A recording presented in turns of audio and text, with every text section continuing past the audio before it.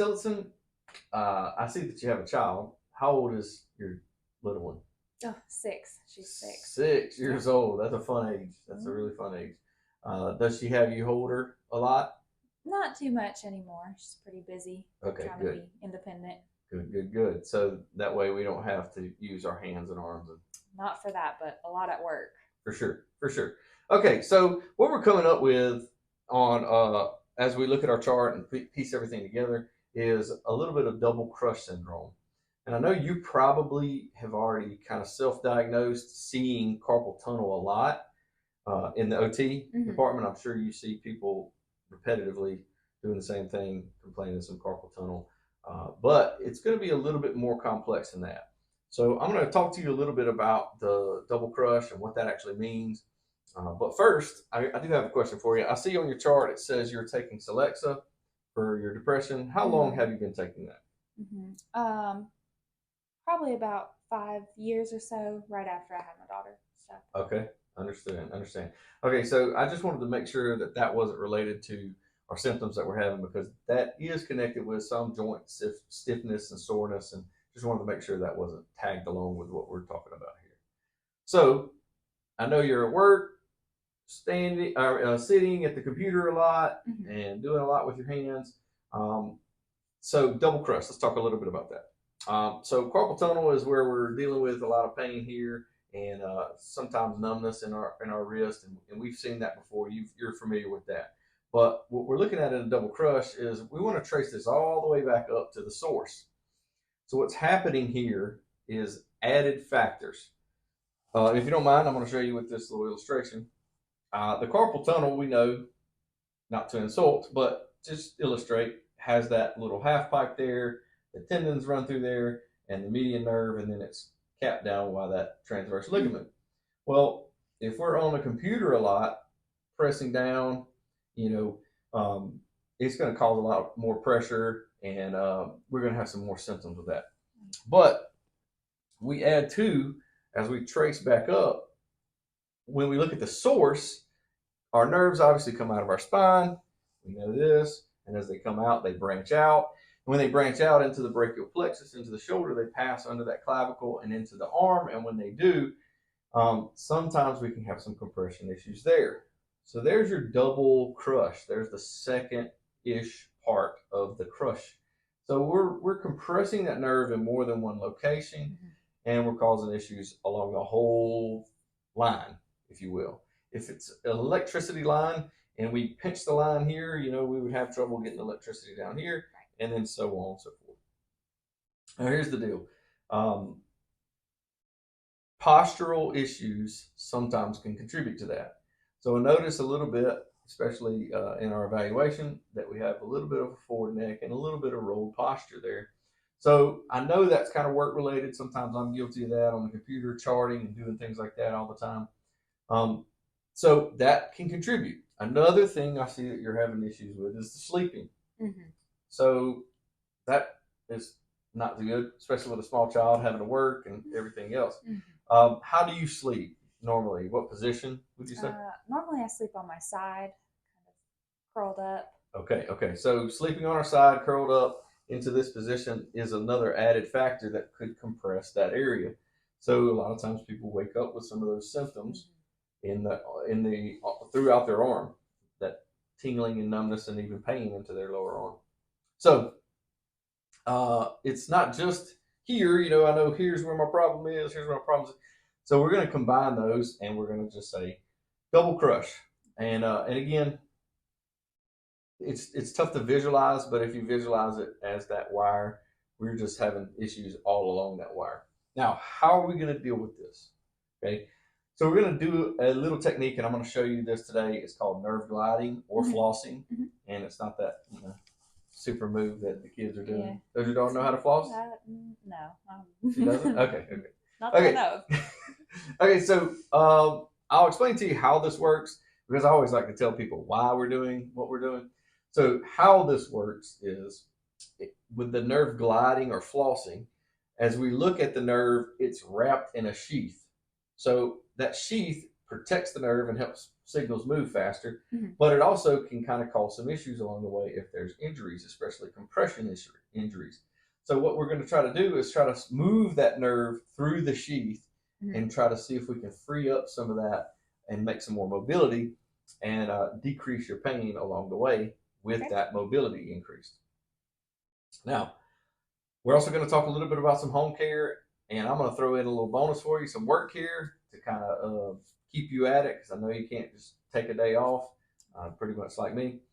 But we're going to do 2 techniques today that are going to help with the flossing and gliding. This Okay. is what we're looking for. Okay.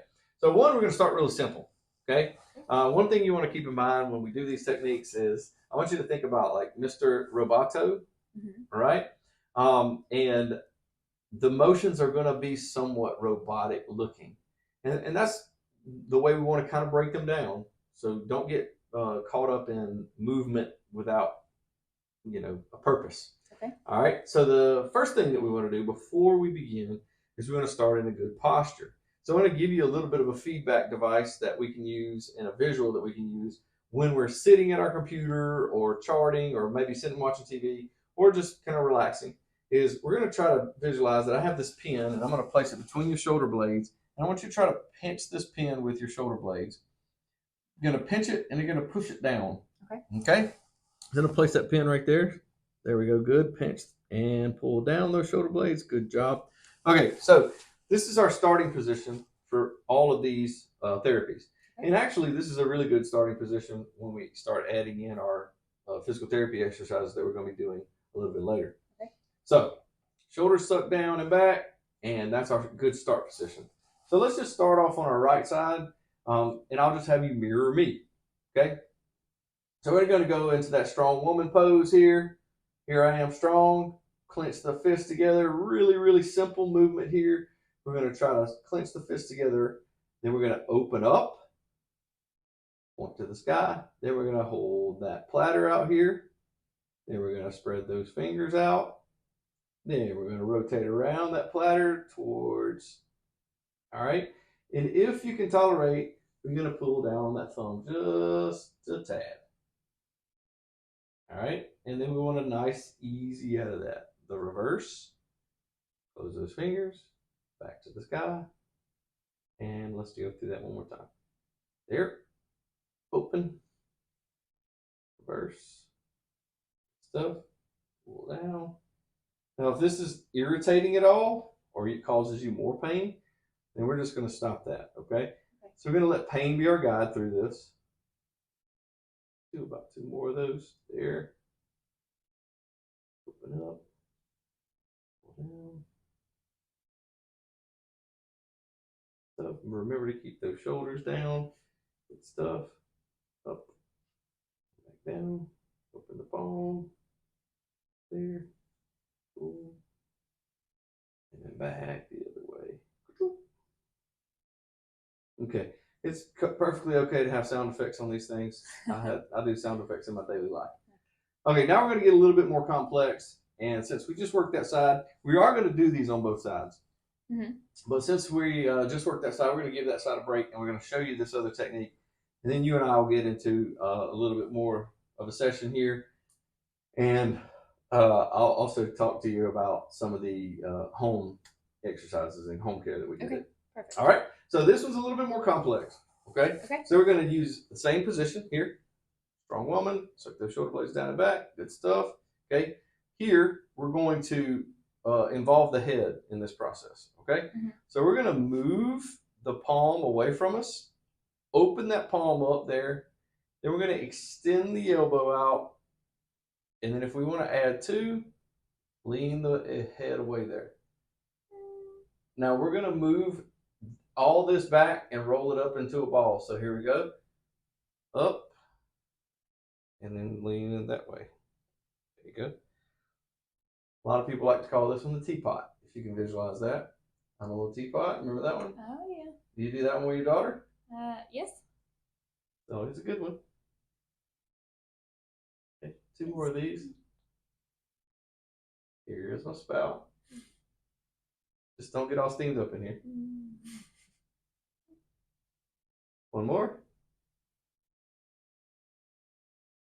And Pour it out. there we go. All right. I've noticed that my other hand gets involved in these things too. So those are two techniques that we're going to try to use. And we can do those at home, but I'm going to focus on those with you here, and we're going to do some physical therapy added in there, especially to kind of help pull that posture back and try to pull those shoulder blades back and down. That's going to take a lot of that pressure off of, our brachial plexus. Okay. But the hope here is that we move that nerve through that sheath, and we're allowing a little bit more mobility and not so much compression in that one spot or those two spots here and here. So we just want to create more motion there. Okay, so let's talk a little bit about home care. Okay. I have braces. What are your thoughts on braces? Some people just can't stand them. We're not wanting to wear them at the house all the time, but mainly just to sleep. I think they will be beneficial for you to be able to just get a good night's sleep. Mm-hmm. What are your thoughts? You'll have to ask my husband. No. I could try it. We'll see what that could do. Right. So there was one time I tried to sleep with this whole thing to kind of keep my wife from being aggravated with me with the snoring, but it turns out she still kicks me in the night. So, and that didn't work for me. Okay. So, but the braces, I'll try them out. Yeah, the braces tend to help hold your wrist in a neutral position. Okay. And again, not going to ask you to do this while you're around the house doing your normal thing and playing I'm old teapot with your daughter. But I do suggest that's a pretty good method that we can get a good night's sleep. Other ideas are maybe throwing pillows in, under your arms and sleeping in a position that kind of keeps you from rolling to that curled position. Mm-hmm. Or if we're just in love with that curled position, having a pillow to hug on, or a teddy bear or something like that. Okay. All right, to hug on to keep your shoulders a little bit more open. Another thing that we can throw in, I'm not sure if you've tried anti-inflammatories, but that's a classic go-to. A lot of people like to take a little anti-inflammatory when they're feeling that pain, but some people are not big on the medication. It's your preference, but a little bit of ibuprofen or Aleve, that could be a helpful thing also throughout the day at work. Some other things are, I'm going to send you home a little printout with home exercises. Okay. And this is not going to be super extensive. Your husband's not going to walk in and say, "What are you doing?" And you say, "Get my beach body ready." But it's going to be minimal equipment to no equipment. And it's really just going to be focused on mobility of the hand and the wrist, mobility at the elbow, and some postural concerns. So, another one would be at the neck. So we're going to do some exercises at the neck. Mm-hmm. But again, I'll have a printout for you to put in your hand. Okay. I'll also send those I could do at work too, right? Correct. Okay. I'll also email that to you so that way you have it in 2 copies in case spill coffee or anything. I spill coffee on everything. Okay, so you said work. So let's talk a little bit about how we can modify that. Okay. First, do you have a OTA, like an assistant there with you? I do. Okay. Or student. Sometimes I have a student follow me around and, they want to kind of get some experience. If you can maybe pass them some of the charting, not necessarily like, here, take this and do it, but maybe dictate to them or, kind of call out what you want to type. Okay. It's not like a secretarial work, but, a lot of times younger people, students are new to the business, want to get that experience. So it may be a way for you to take that pressure off your hands. Another option there is to be able to dictate to your records, right? Yes. So I'd like to drive around and talk to myself. So I dictate a lot of things. Okay. And then another option is they make some ergonomic keyboard pads that will kind of soften up where your hands are. Yes. Another one could be the braces we could put while you're doing a lot of the charting. Another thing that we could consider at work is to maybe move the computer from the desk to an elevated surface. So a lot of nurses these days have elevated cows, they call them, computer on wheels, and they put the computer up at a higher, so they're posture. In a more better posture. Yeah. So, just remember that pencil, that pen feedback deal. That'll be another thing that'll help you at work. But at any point in time through work, you want to do the robot and just do those flosses. Then feel free to do that as well. Some people might catch on and you start a new dance on You TikTok. never know. But do you have any questions for me? I don't think so, but I'll let you know after I see that home care plan and the printout, and we'll go from there. Absolutely. Well, thank you so much. Yeah, thank You've been you. a great patient.